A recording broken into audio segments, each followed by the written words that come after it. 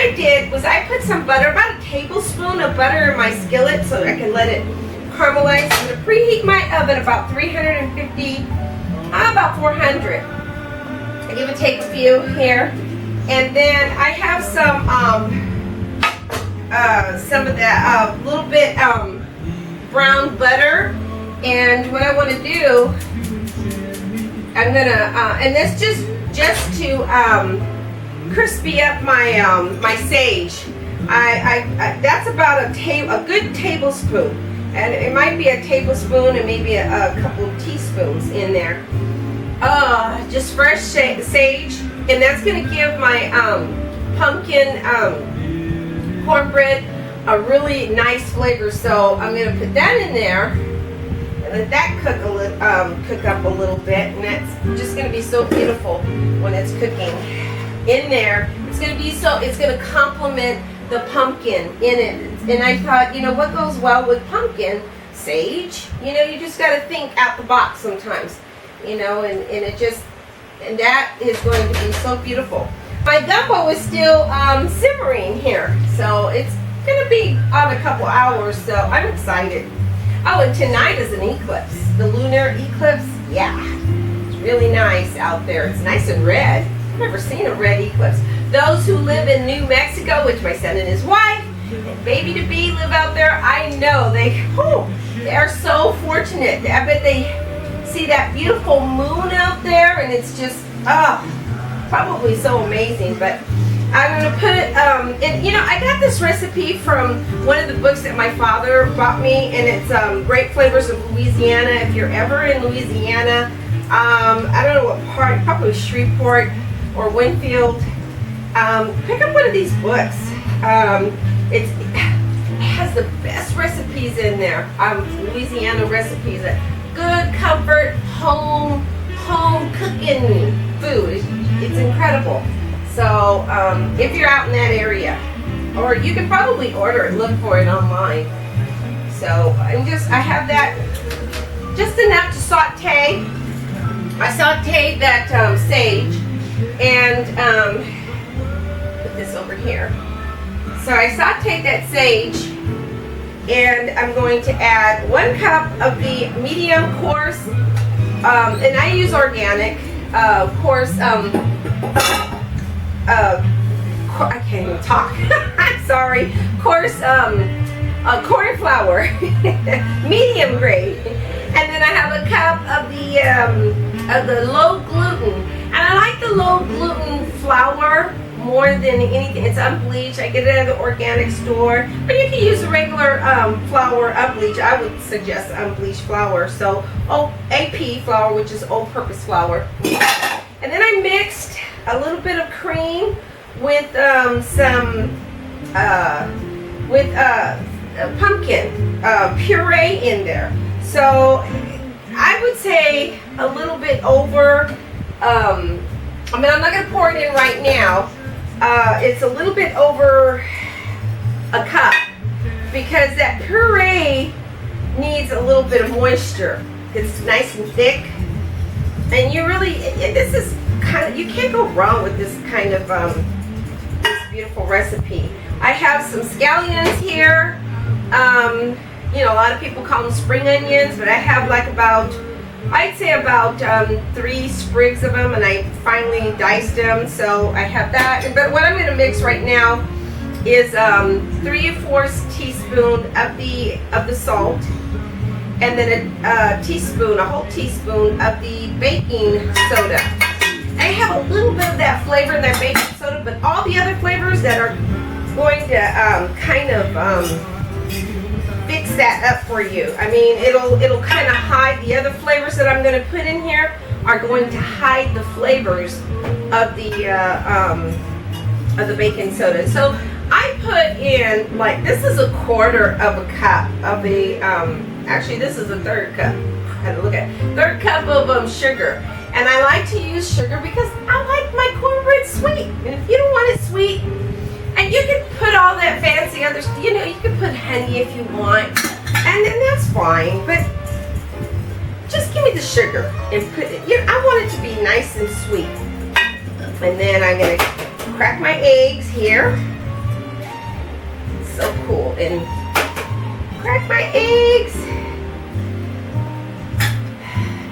Wipe my hands a little bit. Mix that up, beat that up a little bit. Pour it in there. It's all gonna get poured in anyway, so.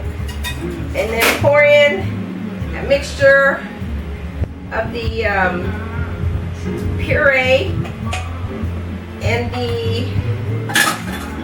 the cream. Add some cream, so I wanted to use that. And then I'm going to go ahead and stir that in. Another rubber spatula. And then I have about, I would say about a quarter cup of butter. Maybe a little less because I have butter in with my sage. So I put that in there, which is nice, the butter.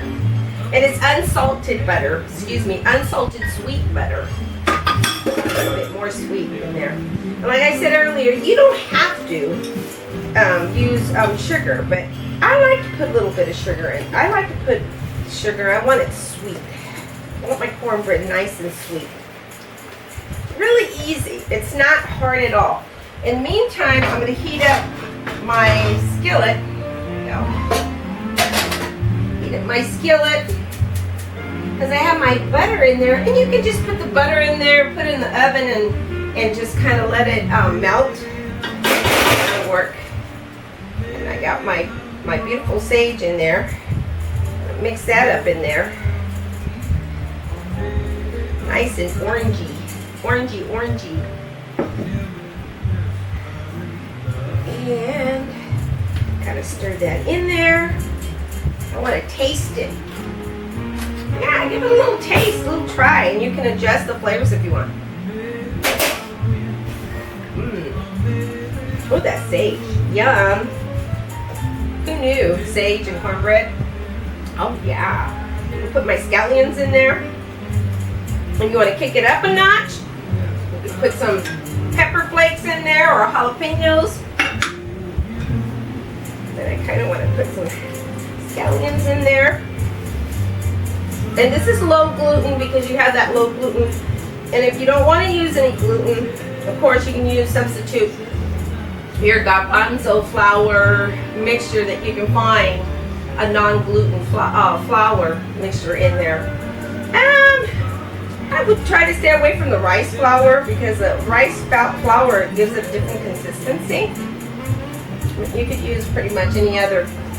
And you know what? I think I am going to put a little bit of peppers in there. Give it a little kick. That's going to be so delicious. That's heating up. And I got a little bit of extra butter in there because when it's done, I'm going to drizzle some more butter on top. A little chopping board here. And I'm going to put chunks of cheddar cheese in there. And why am I doing that? Because I want to. I want some cheddar cheese in there. I'm going to batonade this little bad boy.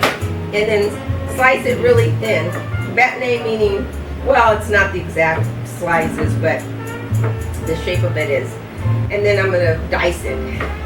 Actually, I'm going to small dice it. You can put big chunks if you want.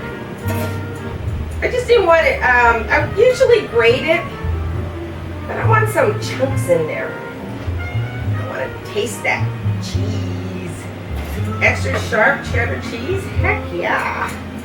Why not? This is going to go really well with that gumbo. Yeah. You can tell I like cooking. I do. I need my own professional kitchen. Nice. Okay, and I have my pan heating up there. Oh, and I'm going to swerve that around. And if you want, put a little bit of cornmeal on the bottom, you know, to give that little extra protection so it doesn't stick. But it's not really necessary. but I just want to put it in there because I think it's kind of cool. So I'm going to pour it. Let me show you this, what it looks like. Can you see that? How pretty that is? Nice and orangey. Almost like that Eclipse. Just kind of little by little dousing in there.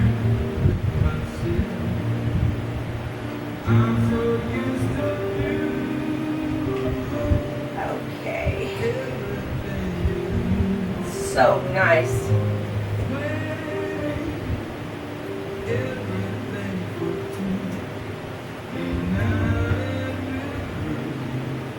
Just beautiful. Get all that off. So, if you had one of those moms that taught you how to cook, and she would say, "Don't waste it." Oh, if I could just hear those words again. Anyways, they're in my heart. The words are in my heart. I'm going to stick this in my oven. Then I'm going to put it on the high rack here, the rack that's on top. And then I'm going to lower it down to about 350. And it should be, well, 375. Excuse me, 375. And in about a half hour, that should be done. In the meantime, this is how, this is becoming so beautiful, this gumbo. This okra, sausage, beef, bacon. And then I'm going to throw in some, I don't have very much shrimp, but you know, whatever shrimp. I found this in my pantry. You can put anything in it. You can put pieces of fish if you want in there. I mean, it's up to you. You can put squid. You can put whatever the heck you want. Octopus. You know, that's what gumbo is. It's not as specific. It's not just for crabs. You can put pretty much anything in there. So, I have these deveined, and I thoroughly rinsed. I rinsed them all. I really wanted them clean, and I deveined them, and I wanted to make sure. And I wonder who's going to knock on my door tomorrow and say, "Mary, you got some of that gumbo?" And I'm going to say, "Yes, I do. Come on in and enjoy." Come enjoy some gumbo with me. So I'm going to put that up a little high, and then I'm just going to let it cook for another half hour. And my cornbread's going to be done. I'm going to pour me a glass of wine, and I'll see you in a little bit, okay? So this is part 2, and be ready for part 3. So you have part 1, which is the beginning of the gumbo that I made. Part 2 is this one, the cornbread, and part 3 is going to be the actual plating. And I'm so excited to share that with you. Okay, I'll see you in a minute.